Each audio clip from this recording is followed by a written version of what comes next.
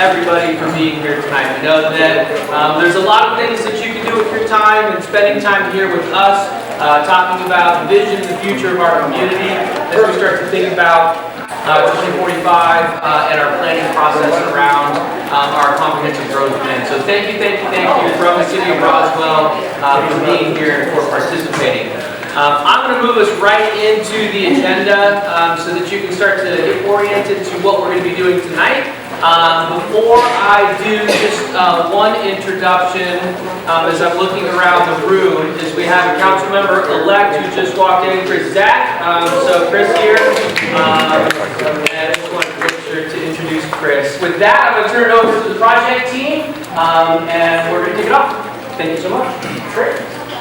Thank you so much, Jeff. My name is Eric Hosman. I'm the project director for the Comprehensive Growth Plan. I'm with a firm called Kimley Horn, along with our partners at KB Advisory Group, who you will also hear from this evening. It's our pleasure to partner with the City of Roswell to help you define your vision for the future, update your vision for the future, and then help develop strategies and ideas for how we bring that vision to fruition as a community-based planning effort over the years to come.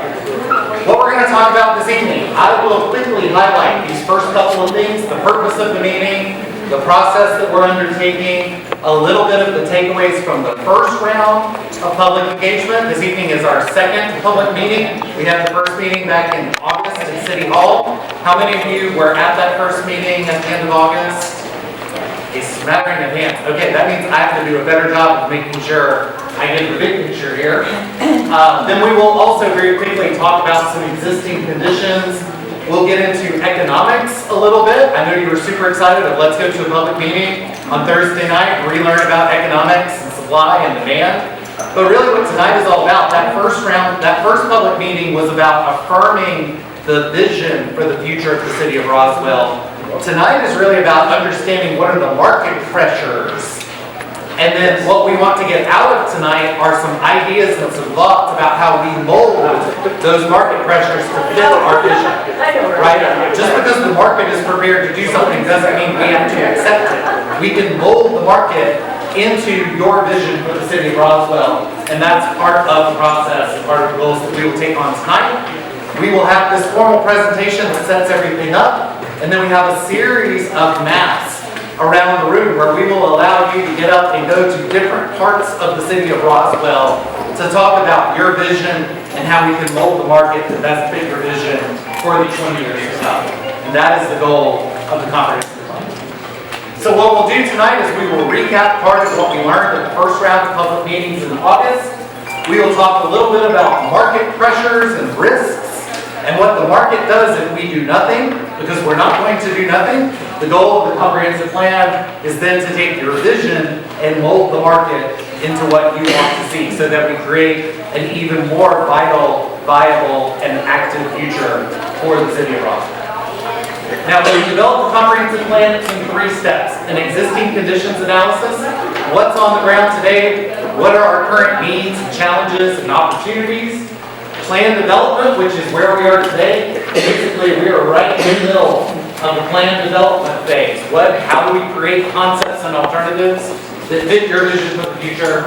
And then after the first of the year, we will actually start to develop the comprehensive plan document. That will go out for public review early part of 2026, and then go through a formal adoption process with City Council to become the updated policy document for growth and development within the City of Roswell. So round 1, we began in mid-August. We do have a stakeholder committee. So comprehensive plans are developed under the rules that are established by the state of Georgia and the Department of Community Affairs. And the Department of Community Affairs rules say you have to have a stakeholder committee that works on your comprehensive plan. So that's a group that was nominated by City Council. We meet with them a week or 2 weeks before each public meeting to preview the information. They give us guidance on that. And so they were the first group in mid-August that helped look at the activity centers. Now when we're saying activity centers, comprehensive plans look at a lot of different aspects of the city. But specifically for this update for the City of Roswell, this is an economic development focused update. So you'll hear tonight, we'll talk about 5 study areas or 5 activity centers. Those are commercial areas within the City of Roswell. The comprehensive plan will still speak to preserving and protecting single-family neighborhoods, but that was the focus of the plan 5 years ago. So basically what we're doing is we're reiterating preserving and protecting single-family neighborhoods. The focus of this update is how do we focus on job creation and commercial enhancement so that you have the jobs and the services and the employment opportunities that will sustain the City of Roswell into the next generation. So you're going to hear about those 5 activity centers. We're going to talk about Holcomb Ridge at 400, commercial centers in East Roswell, Uptown, Downtown, and Midtown in West Roswell. Those are the focus area of this effort, and that was affirmed and honed by the stakeholder committee in August. I believe it was August 28th, we had the first public meeting at City Hall where 56 members of the community signed in. We know full well we had more than 56 people. If you didn't stop and sign that sheet as you first came in, our number will be wrong again. We know we had over 60 at the first meeting, we just don't know who a few of those folks are because they evaded us at the sign-in meeting. But at that meeting, we presented an overview of the process. We talked about the 5 commercial activity centers that are defined in the City of Roswell Comprehensive Plan. And we had interactive stations around the rotunda in City Hall where community members said what their desires and their needs and their wishes and their vision is for each of those 5 commercial activity centers within the city. And we're using that as the basis for what we will talk about this evening. So those 5 areas are sort of the eastern portion of Holcomb Ridge Road. So if you think of East Roswell as everything east of 400, this is a little east of the eastern part of East Roswell. And the commercial activity center, so basically from what used to be the Colds over to what used to be the Studio Movie Ground, right? That's sort of the area that we are the East Roswell Activity Center. And generally folks said we want that to be smaller scale. Residential, maybe some mixed use, but smaller scale with transitions to the neighborhoods. How do we protect those neighborhoods? Holcomb Ridge and Georgia 400 people generally see as a mixed use area, an opportunity to really revive a commercial core along Georgia 400. But the question is at what scale? Because when we talk about scale, different folks have different perspectives and opinions of what that should be. Uptown, generally folks said that should be our office, employment, and flex industrial area within the city. How do we enhance what's already there and build upon that and create more business opportunities and employment opportunities within the city? Midtown folks generally said retail, mixed use. We want to see something happen with Roswell Town Center. We didn't make that press release happen a few weeks later, but something's happening with Roswell Town Center now. And in downtown, build on the success that you already have with a small-scale village feel that has that hometown feel that Roswell is so known for and so prized. Additional comments across those 5 activity centers. There was a lot of discussion at that first community meeting about how do we make Roswell more pedestrian friendly and how do we make it safer and more accessible to pedestrians and bicycles. And those other couple of comments have to do with housing affordability and housing diversity. How do we expand the different types of housing units that we have within the City of Roswell and hit some different price points, knowing that much of our housing stock in the City of Roswell is similar type and similar price points developed during similar decades. How do we diversify that so that different folks, as they age or as their young folks want to come back to Roswell, that they have opportunities to remain, stay, and live in the City of Roswell. So that's a very high level of overview of what we learned in a 2-hour public meeting back in August. With that, my partner John is going to talk a little bit about some of the existing conditions. Our partner Gabby is going to start to introduce some of the economic side of things, and then I will come back towards the end before we break up into our activities for this evening. Thanks, Eric. Everybody, good evening. John Tooley, also Kim Horn. So as Eric said, one big portion of this is the public engagement piece, kind of input from you all. What are you all seeing? What are you all hearing in your community? While that's going on, we're doing our homework in the background, looking at what's been happening in the market, what types of projects have been happening, what kinds of investments by the city have been made, how is the community growing and changing over time. And so we've been looking into a lot of that as well. I'm going to talk about the first part of this, which really has to do with notable public investments. So the state, the city, the region have been busy in Roswell for a long time now, but there's a lot of projects that are going on in the area. I'm not sure if y'all know about all of these or some of these. This is just a quick highlight of a couple of the ones that we wanted to talk about at least briefly tonight. And why is this important? These investments in a lot of ways are opening up the potential for what could happen in some areas. In some cases, it's giving us as locals another way to get around It's maybe improving our local travel to and from. Maybe it's providing better amenities for existing residents or future residents. Perhaps it's helping focus development into certain areas while preserving other areas. One example I wanted to share real quick. Some of y'all may be familiar with this project, but it's actually kind of several projects layered in one.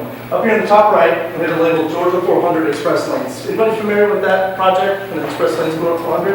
Okay. So GDOT's actively working through this process. Again, not a City of Roswell project, although they're heavily involved. GDOT will be introducing the express lanes from 285 all the way up to Forsyth County, with express lane exits along the way. So in one way, okay, that's great. It's going to help 400 function a little better. That'll give us a chance to kind of move around a little easier. That'll add some capacity. With that will come interchange improvements at Holcomb Bridge. So that interchange will be reimagined and updated to be able to handle the traffic that's there today, as well as future traffic demands. On top of that, MARTA is looking at introducing access and additional transit service up the 400 corridor via these express lanes. So these things are kind of happening one after the other. You kind of have to see these happen in a sequential order to see that. So providing new transit access with a stop proposed at Holcomb Bridge. On top of that, the City of Roswell has been actively working on the Big Creek Parkway. Familiar with Big Creek Parkway? So this will be a new roadway. If you want to go from East Roswell to West Roswell, across 400, you'll have another way to get across other than using Holcomb Bridge. There'll be a way to kind of get around. And honestly, for a lot of us that are taking local trips, that's going to be the way a lot of us probably use it. It's not a new regional access, it's more of a local access. But that's going to provide new opportunities for folks to, again, move around, potentially provide new opportunities for economic development. And then on top of that, Roswell continues to push on quality of life improvements in the area, extension of the Big Creek Parkway with the old Alabama multi-use trail. It'll connect from Big Creek Park, Big Creek Parkway, Big Creek Trail, all the way down to the Chattahoochee and the trails that are there as well. So that's one example of one area that has substantial public investment that's happening that's really going to change how we move through the area, how we can move through the area, the opportunities that arise from that. Several other projects we just kind of mentioned briefly in there. As you go around the board tonight, you're going to notice some of these projects we've noted where those are. You're going to get to a couple activity centers where maybe there's not a big project there yet, or maybe there's one that's kind of on the back burner. So this is both a look at what we're already doing and how we leverage and can build on that, and then are there any other investments we need to start thinking about in some of these key activity centers. So while that's the public sector kind of making investments, the private sector is doing things in Roswell as well. And so we provided a couple of examples. Again, there's a lot more. There's some smaller scale things than even what you see here. And there's a couple things here. Maybe there's a project here that you think that's exactly what Roswell needed. In that location, that's what we needed. And another spot, maybe it's okay, there's some lessons learned. Maybe we want to kind of revisit how we do that next go around. But it's important to know, what is the market actively coming here to do? In most cases, these projects, it wasn't Roswell on their own as a city collecting up money, going and getting financing and hiring people to build. It's a developer that came in the door with an application. And so it's important to know what is Roswell seeing. Gabby's going to actually come back and talk to us about a little bit of that a little further. I think Eric introduced this before, and I'm actually going to pull that map up here before I step over with Gabby talk. During the last conference of plan, thanks Eric, during the last conference plan, and even the one before that, the city has already been saying, you know what, there's some areas where we really want to focus our growth.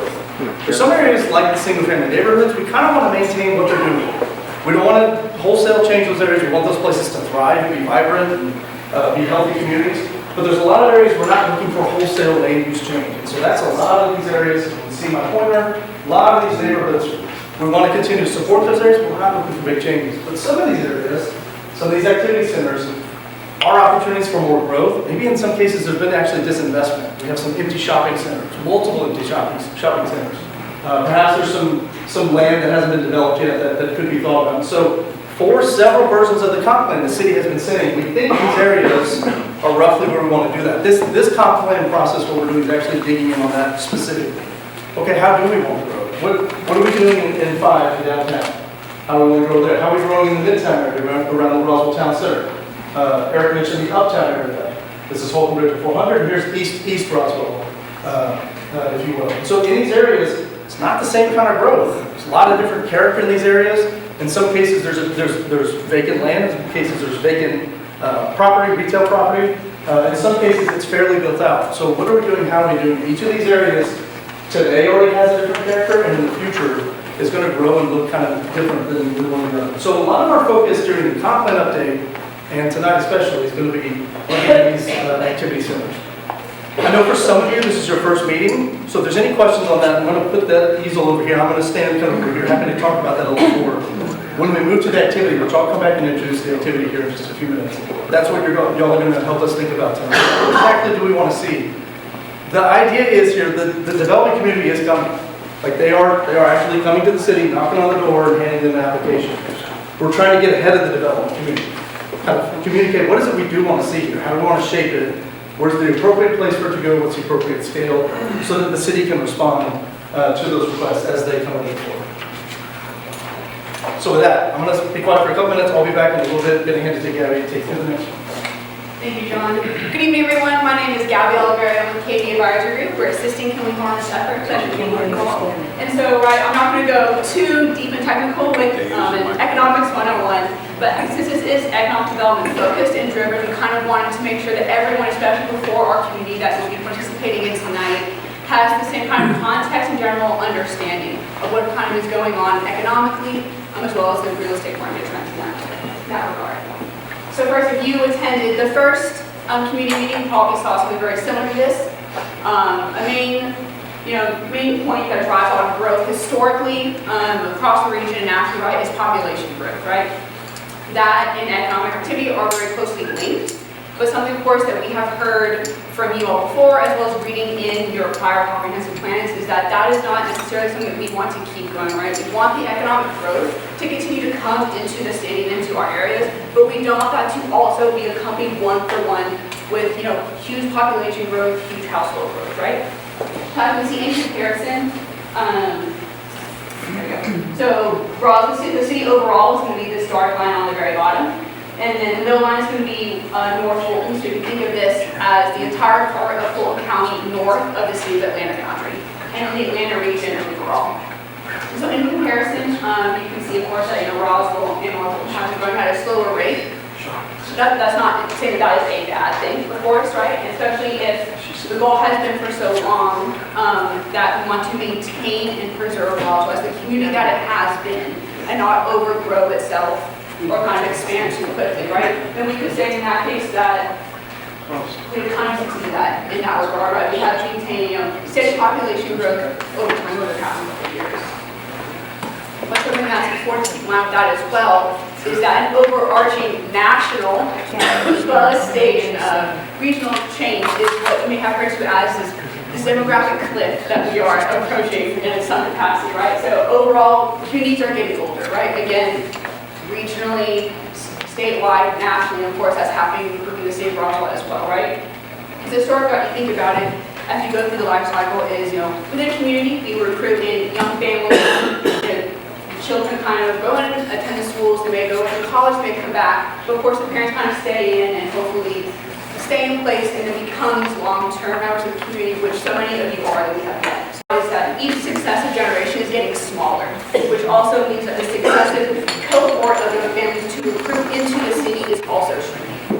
So if we think how we want to mold this growth that we have, and we want to just maintain, this even keel level population growth, right? This composition of our community may have to change a little. We can't just focus on recruiting young families because there are now going to be less of them. So just thinking of having now a share of your city population being less than current one is dark or you're like it's significant, right? And so the needs and preferences of someone who is empty nester or is retired is very different from someone who's a young or slightly different family to someone who is single or just a young couple, right? So thinking of the city has to be able to attract and maintain a wide breadth of residents, and then some of those things, those preferences, we kind of heard so far from our first community meeting. So having more connectivity, having more basic uses, making sure that the amenities and the businesses that are provided here kind of fit the whole community as a whole and as it is changing. I'm just sorry to jump in real quick. I know maybe it's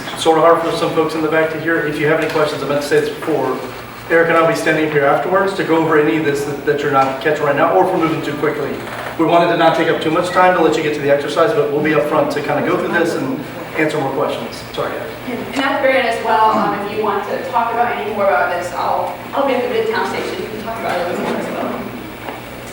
And And it's another example of what the demographic shift kind of looks like is it also affects schools in this way, right? So this, of course, is also not unique to, in this case, it would be Fulton County schools. Your city staff and leadership doesn't have direct control or involvement on the school district in that regard, so that's important to keep in mind. But as we're seeing overall is that as we have, less young families, less children, also school enrollments are going down as well. This is an example where that comes out.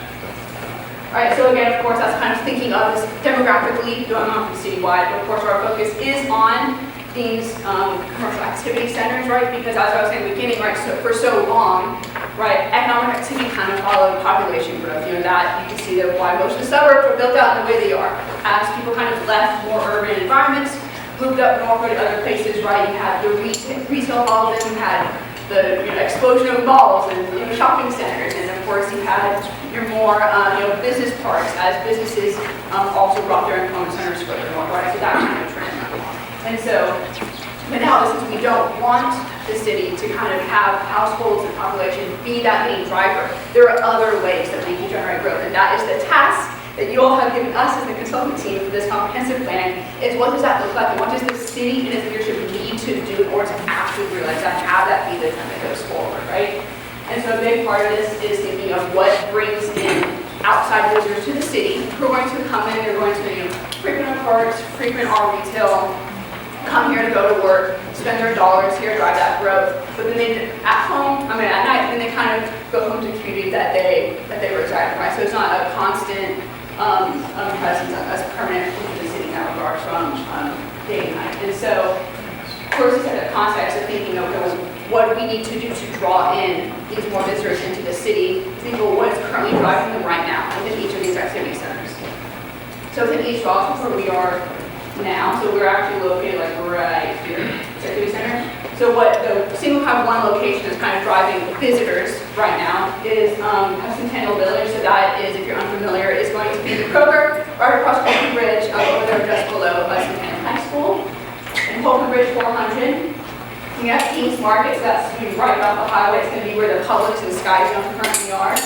And uptown, we have the Walmart, which is sort of kind of right over here. In Midtown, you have the Roswell Village Shopping Center, which is kind of right here. It is where the Marshalls and the Ross are located. So within downtown, the single location that, from the way this data is tracked, is going to be Rock and Taco, which is going to be right over here. But it's also where we have your LI After 5. That's where your food trucks also parked at. So that kind of signifies where everyone is kind of visiting the most traffic. The reason that you don't see Canton Street or maybe your Auto Alley kind of on here, that those are a larger stretch of several businesses and are kind of a district. So in that case, they don't have a on here. But of course, as someone who doesn't live in Roswell but is very familiar, Canton Street is one of the most common places in Roswell within the North Metro, definitely draws in a very small. This, as Eric mentioned at the beginning, right, the whole point of this is thinking, how are we molding the market to get it to be and produce what we as the Roswell community want to see in it, right? So to do that, we first have to understand what is it that we're molding. So thinking of what is happening kind of in and around, right, because development, economics doesn't happen within a vacuum. Everything is kind of connected in one way, shape, or form. So these are some examples of what has happened. It's been delivered, or it's kind of like in with all the real estate development pipeline. Around, as you can see, a lot of them are shifting toward this mixed-use nature, right? So they're going to be, larger districts that have a variety of uses. Almost all of them are going to be anchored by residential in some form of capacity, but some will lean more into having more sports and entertainment. Some will lean more into office, or will have more higher-end retail. Sitting here, you can see your High Street, Dunwoody, figures, and you have hotels, and then some of them probably more akin in size to what you're going to be getting with your Hill Street Park is Hillcrest in Sandy Springs over here. And so as you can see, again, these are all mixed use. They have either replaced vacant spaces or old office parks that aren't being properly utilized, older churches or other areas that aren't kind of seeing the activity that we would want to bring.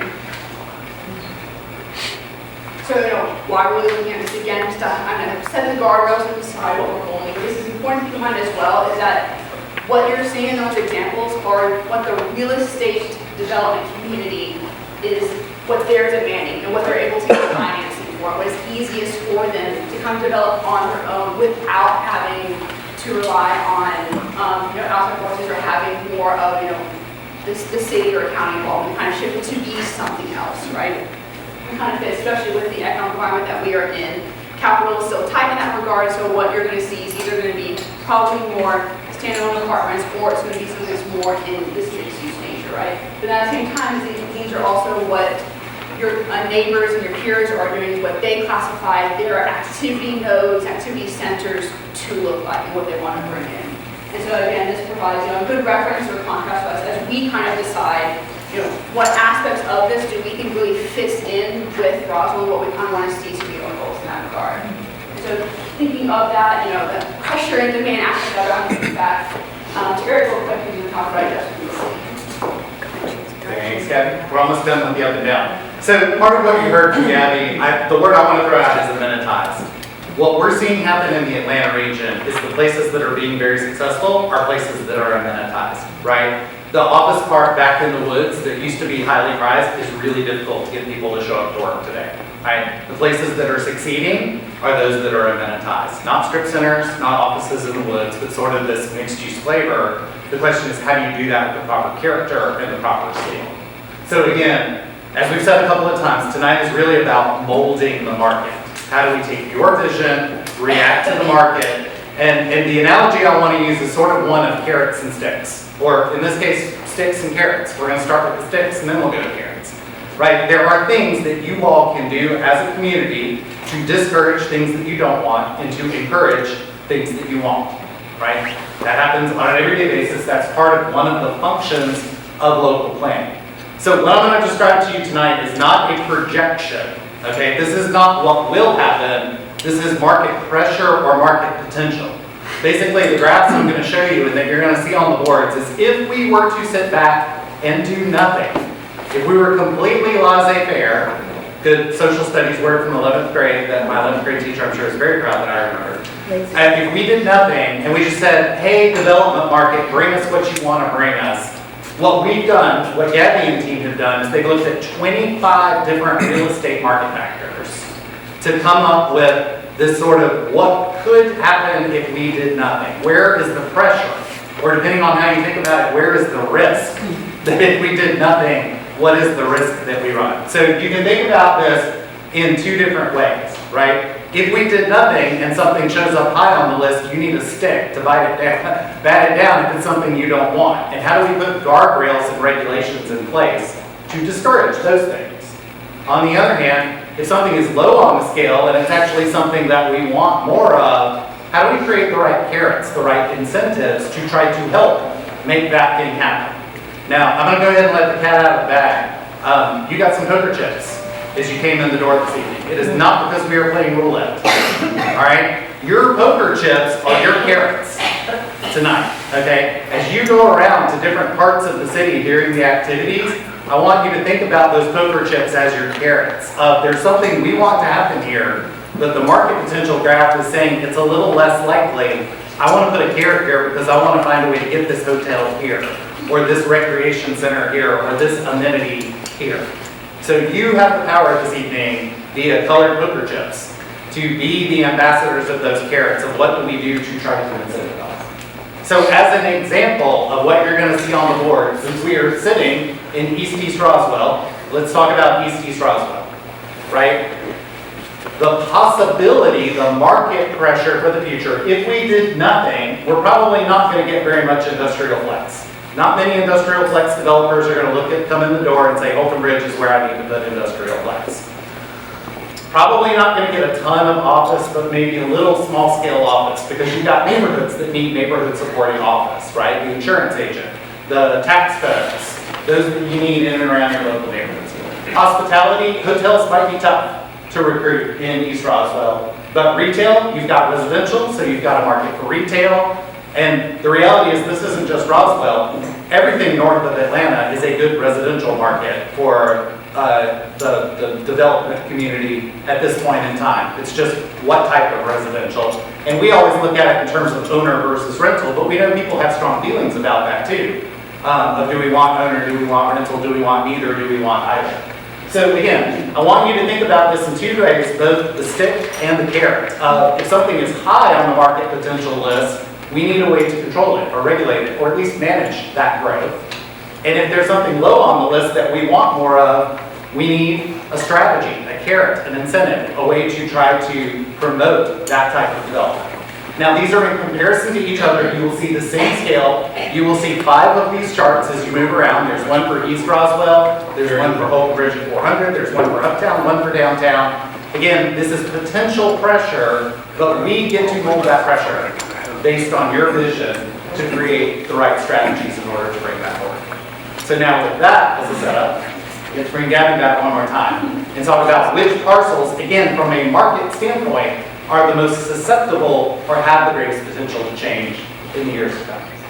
I promise this is the last slide, and then we'll actually start talking to you about what the actual activity is, which I know is really what you're here for. All right, so if you attended our last session, right, you were on, as our boards to kind of think about the visions of what you did or don't want to see in these general areas, right? But something that a lot of you did ask us is like, okay, great, well, where is this going to go? Like, what does this really need to? You have the space for it, where does it make sense? You know, it's just, we have just an idea, right? You kind of put it in a sense of place. And so, one of the other board that you're going to be seeing is each of the activity centers are going to have a map. Kind of similar to this program, just activity center, right? And what we have done is taken kind of a first draft look at doing an analysis that kind of tries to assess where it makes sense to have some of this development pressure be captured, right? And so some of the, what we did is took, you know, all 3,000 parcels that are within all these activity centers and tried to filter them down to kind of score them in a way. So we looked at these kind of main categories right here. So thinking of, you know, existing land uses, right? You know, age of the building, if there is a building or something's called an improvement that is on it. What are the current restrictions or districts that it is in? You know, you have, you know, a tax allocation district, which is new, which kind of helps provide additional funds that is not involving a tax at all. That will kind of help provide more development versus, you know, you have, you know, your historic overlay, which does have more restrictions in that regard. Whether it's on a major roadway, whether, you know, the lot size, and looking at what we call this, you know, improvement land value ratio. So this is a little bit more technical, but when you think of how property is being assessed from a tax perspective, you have the land part is its own separate thing, it has its own value. Then any building is considered an improvement, and that gets its own separate value. And those together are what the overall tax bill is going to be, right? So thinking of this is for a property that is going to be more likely to be redeveloped, right? You do not want any building that is going to be on it to be valued more than the land that it is on, right? So that means the tax assessor is viewing it as economic driver, right? It's going to be more, it's going to cost much more to purchase, right? That's kind of what that is trying to allude to. And so for each of these categories, they got a score, you know, 1 to 5, 5 being that they were most likely to be redeveloped. And then we added them all up. And so parcels that are in yellow or have, you know, the highest potential, if you will. The highest parcel we get is 30. So every parcel will have classification. We did, of course, exclude all of your single-family residential, all of your historic properties, all of your parks, all of your schools, all of your city facilities, and things of that nature, right? But we don't want to change any of those. And so part of what we'll see tonight on the boards is we kind of try to mold down and think, okay, within these parcels, what are the ones we really want to focus on each category sites in those every city, right? Because the city only has so many funds that it can do to kind of promote this economic activity and development across the entire city and across all these activity centers. So we'll give us feedback on that. But something I also want to note is there's a lot of yellow and there's a lot of green. Not every single one of these parcels is going to have a redevelopment on it that we're proposing in this pyramid, right? Think of it as an upside down pyramid, right? So we are starting with the broadest rung of, you know, what is the base that we're starting from? How can you as a group help us narrow this down to what sites areas really need the most development focus and development investment from the city? So for that, I'm going to give it to John. Yep. We'll kind of talk again about the details and we'll get you going. Yep, okay, so quick time check, it's about 6:40, that's my clock didn't change with the rollback, yeah. We're scheduled to be with you all here till 8 o'clock, and then the nice Roswell PD is going to start pushing us out at that point, so we want to give enough time for you all to have time with us here. You'll see around the room are some magic boards that have nothing on them and momentarily going to have information on them. We've got 5 stations, 1 for each of the activity centers. We're going to flip this around in a second. Console team, raise your hand real quick. We've got 1 at each of them, and I'm going to slide over as needed to help. And then Roswell staff, and you all just raise hands for me. Saw Jeff already. So if you have questions about things maybe aren't on the board, we have some staff that can help, or we may pull them over just as we're having conversations with you all here as well. As I already mentioned, Eric and I are going to hang up here for a minute. If you have any questions, anything we talked about, or generally what's going on, we'll be here for a minute as well. I think Leatherman will join us in here as well. Okay, so you still have your poker chips. I heard a few hit the floor, did a presentation. Do we still have them? You didn't already gamble them away, you didn't already use them. That's always wins. Okay, so what we're going to do in a few minutes is we're going to use y'all to kind of work your way around. It'd be nice if y'all could kind of go this way, but you are welcome to start wherever you want to. Main thing is, as you came in, you got a comment card. If you have any comments that we didn't cover, there's a spot back there. Daryl, raise your hand real quick. By Daryl is the comment card station. You can drop that in. There's also a feedback survey just to let us know how this went, what you thought. That's another spot to leave that before you go. So go whatever order you want, but as long as you're in there to leave us your thoughts, because we want to make sure we're improving on this as we go. Okay, so hey, Leo, do you mind just going and turn those around real quick so y'all know what we're getting into? So we got 2 boards. If you came last time, this is going to look kind of familiar. The first board that Trevor's holding on the right is a map of East Roswell. Every station's going to have a map like that. There are Gabby's yellow and green colors that you saw before. And then on the left is the vision and the market demand and pressure that Eric was talking about earlier. So what we're generally asking you, this vision is an updated vision based on both the previous comp plans, multiple generations of comp plans in fact, and your comments and stakeholders' comments. We've revised these and started to change these. Let us know what you think about that. We got stickies, we got that. At each station, these fun little stickers. Who remembers elementary school? So we've got stickers here. We've got smiley faces and then what we're calling faces. If you support, if you're in favor of the vision, as we have it there, pop a smiley face on there. If you're not too hot about it, put the purple kind of mid face on it as well. If you're not happy with it, what's most important is we want to know why. What is it about the vision that we need to kind of tweak, we need to change? We'd love to hear what you like about it, but if we want to try to change this, make sure you tell us what's going on. Sticky notes as well to help with that. Over here now, what we've done is we've taken the vision and that market pressure and demand, and we've started to think about where and what it might do over here. Each of them are going to have kind of some what we call catalytic areas highlighted with a little blurb of a potential scenario. That's not a development proposal. Nobody's asking to do that right now. We want your same thoughts on that. So you'll get your little stickers out again. Yep, I like it. No, not so much. And what is it that you'd like to change? Once you've done all that, don't forget your poker chip. Is this a spot? As Eric said, this is really important. And from a carrot standpoint, we need to make sure that we do this. You pop it in there. You only have 3 poker chips, unless one of y'all stole some extra ones. We have 5 stations. The colors don't mean anything. Colors don't mean anything. Good question. Colors don't mean anything. They're all equal. So, 3 chips, 5 stations, y'all kind of do math. We're trying to kind of figure out if we have to prioritize, because the city does have limited resources. We can't spend all our money everywhere at once. So we want to hear from y'all on that. So, it's meant to be fairly straightforward, fairly simple. We're trying not to overwhelm y'all, but we got team members at each one. Again, Eric and I are here floating as you all need help. We're here till 8. If anybody's not sure where to go or what to do, come see me and I can help you out. Otherwise, we're here for the next hour plus. We do have snacks and water, and again, the restrooms are back there. Sorry. Real quick before you, I did make an introduction on the way in. There's a couple of others that have walked in. Chris Zack is here. Council Member-elect Eren Brumley is also here. Council Member-elect Jennifer Phillippi, I knew I was going to get it wrong, is also here in the front. Council Member-elect. So I just wanted to make sure to acknowledge them and thank you all for coming and being here for everybody else. So that's it. We got snacks and water. We've been talking a lot. I'm sure y'all can get a little bit. And we're going to be here for a little while. Thank you all. There will be a lot of